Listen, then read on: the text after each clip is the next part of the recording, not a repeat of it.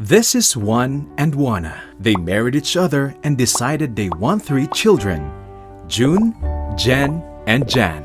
Juan and Juana love them dearly. They both want them to grow up healthy and finish school. But Juan and Juana do not have the education, skill, and opportunity for a job that can support their children's future. So June, Jen, and Jan then grew up like their parents, facing the same problems and uncertainties about their future. Oh, and the future of their future children too. This is the trap called intergenerational cycle of poverty. And this is where Pantawid Pamilyang Pilipino program comes in. Pantawid Pamilya is a program of the national government implemented by the Department of Social Welfare and Development that aims to help break the intergenerational transmission of poverty. It basically means that Pantawid Pamilya ensures that June, Jen, and Jan will not inherit poverty from their parents. But how? By investing in the education and health of children aged 0 to 18 from poor households in the Philippines. The program gives cash grants to household beneficiaries in exchange of following the conditions set by the program. This is called the Conditional Cash Transfer Scheme, and it has been used by many countries across the world in mitigating poverty and other issues that come with it. In the Philippines, this scheme was pilot tested in 2007 by the administration of Gloria Macapagal Arroyo through the leadership of then DSWD Secretary Esperanza Cabral, with only 4,589 households from 6 of the poorest cities and municipalities. After witnessing gains from it, Pantawid Pamilya was officially launched in 2008 with 320,000 household beneficiaries from 160 poorest municipalities in 27 provinces in 6 regions of the country. Since then, the program's targets continuously expanded to cater more household beneficiaries.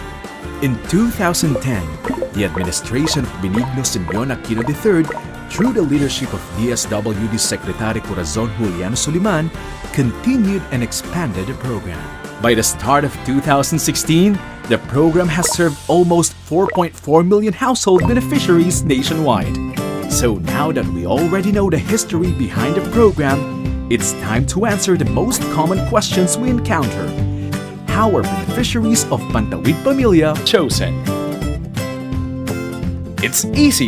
You know, DSWD established a system called Listahanan that enlists identified poor families nationwide. Of course, using a scientific targeting model. So in Pantawid Pamilya's case, we filter who among the listed as poor in the Listahanan database and see who among them have children are aged 0 to 18 or a pregnant member of the household at the time the assessment was done. These households qualify as beneficiaries of the program. Our workers then post the list of qualified households in the communities for people to see, together with a schedule of a community assembly where eligible households are validated and registered as beneficiaries. The beneficiaries need to sign a contract that they are willing and able to comply with the conditionalities as part of their responsibility as beneficiaries.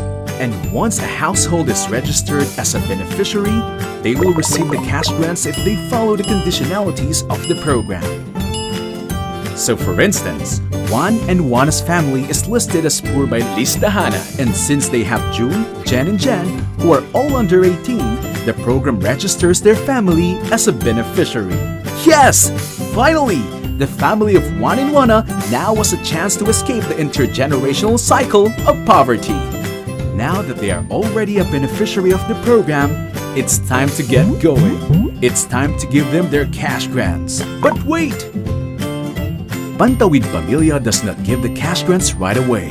Otherwise, it's not conditional, right? And by giving it to them without setting conditions, there are risks of dependency, making the program nothing but a dole-out. And we do not like that.